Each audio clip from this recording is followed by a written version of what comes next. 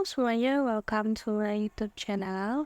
Balik lagi bersama saya, Daerah Rahmawati dengan NPM 12 Video sebelumnya saya telah membahas mengenai pembelajaran berbasis kompetensi atau kompetensi based learning. Dan di video kali ini, saya akan sedikit membahas mengenai memperbaiki kompetensi atau improve kompetensi.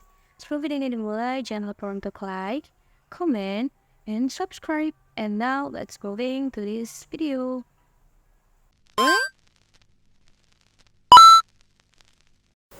Konsep dan sejarah kompetensi. Agar memiliki pemahaman yang komprehensif, perlu ditelusuri konsep kompetensi dari sejarah dan perkembangan dan makna aslinya.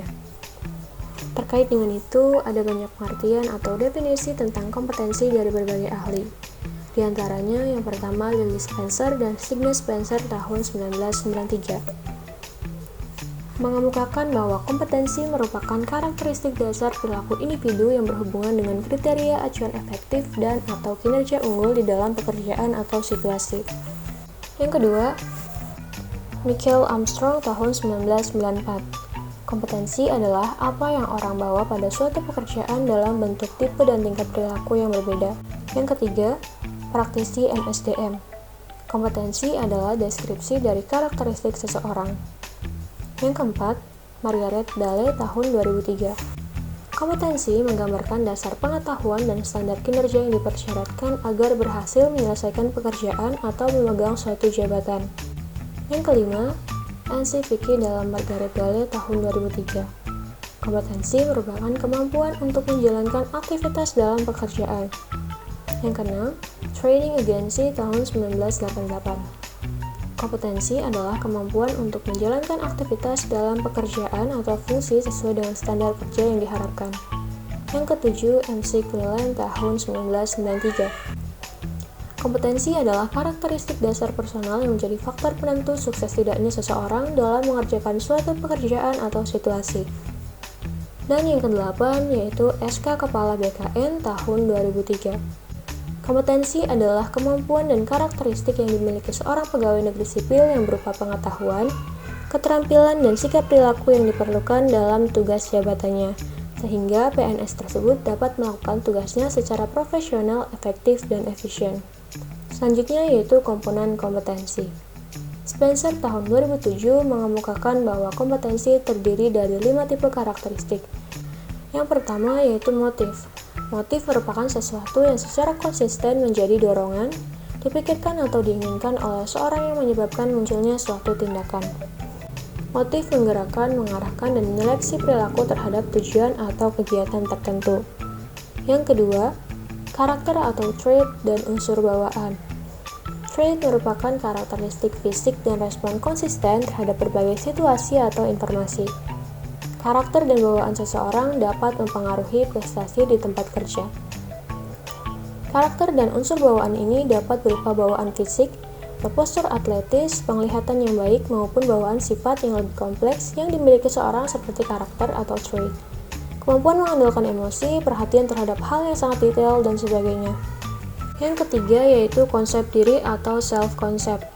Self-concept ini merupakan sikap, nilai, dan citra diri seseorang. Konsep diri seseorang mencakup gambaran atas diri sendiri, sikap, dan nilai-nilai yang diyakininya. Misalnya, seseorang yang memiliki rasa percaya diri yang tinggi menggambarkan dirinya sendiri sebagai orang yang akan dapat mencapai sesuatu yang diharapkan, yang menurutnya baik dalam berbagai situasi, baik situasi sulit maupun mudah. Yang keempat, pengetahuan atau knowledge. Pengetahuan mencerminkan informasi yang dimiliki seseorang pada area disiplin yang tentunya secara spesifik. Dan yang terakhir yaitu keterampilan, yakni kemampuan untuk melaksanakan tugas fisik tertentu atau tugas mental tertentu. Kompetensi keterampilan mental atau kognitif meliputi pemikiran analitis atau memproses pengetahuan atau data, menentukan sebab dan pengaruh, mengorganisasi data dan rencana, serta pemikiran konseptual atau pengenalan data yang kompleks. Selanjutnya, determinan yang mempengaruhi atau membentuk kompetensi. Michael Weil mengungkapkan bahwa terdapat faktor yang dapat mempengaruhi kecakapan kompetensi seseorang. Yang pertama yaitu keyakinan dan nilai-nilai. Keyakinan orang tentang dirinya maupun terhadap orang lain akan sangat mempengaruhi perilaku. Apabila orang percaya bahwa mereka tidak kreatif dan inovatif, Mereka tidak akan berusaha berpikir tentang cara baru atau berbeda dalam melakukan sesuatu. Untuk itu, setiap orang harus berpikir tentang dirinya maupun terhadap orang lain dan menunjukkan ciri orang yang berpikir ke depan. Yang kedua, keahlian atau keterampilan. Aspek keahlian atau keterampilan ini memegang peran penting dalam membentuk kompetensi. Dengan memperbaiki keterampilan, individu akan meningkatkan kecakapannya dalam kompetensi. Yang ketiga, pengalaman. Pengalaman merupakan elemen penting dalam membentuk penguasaan kompetensi seorang terhadap tugas. Keahlian dari banyak kompetensi memerlukan pengalaman, di antaranya pengalaman dalam mengorganisasi orang, komunikasi di hadapan kelompok, menyelesaikan masalah, dan sebagainya. Yang keempat, karakteristik personal atau kepribadian. Karakteristik atau kepribadian seseorang turut berpengaruh terhadap kompetensi seseorang. Kepribadian bukanlah suatu yang tidak dapat berubah. Kepribadian seseorang dapat berubah sepanjang waktu. Orang merespon berinteraksi dengan kekuatan dan lingkungan sekitar. Walaupun dapat berubah, kepribadian cenderung berubah dengan tidak mudah. Dan yang kelima, motivasi. Motivasi seseorang terhadap suatu pekerjaan atau aktivitas akan berpengaruh terhadap hasil yang dicapai. Yang keenam, isu emosional. Hambatan emosional dapat membatasi penguasaan kompetensi, misalnya yaitu takut membuat kesalahan, menjadi malu, merasa tidak disukai, atau tidak menjadi bagian.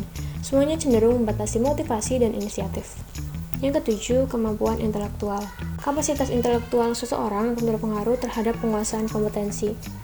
Dan yang kedelapan atau yang terakhir yaitu budaya organisasi. Budaya organisasi mempengaruhi kompetensi sumber daya manusia dalam kegiatan, proses rekrutmen dan seleksi karyawan, sistem penghargaan, praktek pengambilan keputusan, filosofi organisasi, kebiasaan, komitmen pada pelatihan dan pengembangan, dan proses organisasional. Selanjutnya yaitu tingkat perbaikan kompetensi.